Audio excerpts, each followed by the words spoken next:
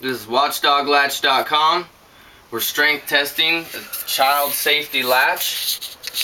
We've attached a rope to the door and slung it over our apparatus, which we've beefed up because we've moved to the 200-pound test.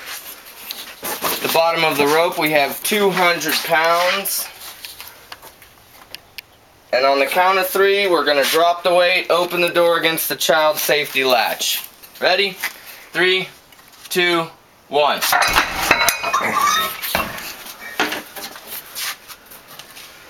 And it held strong. Woo! Look, the weights are off the ground. Yeah, they're floating. 200 pounds solid on that hook. Think it was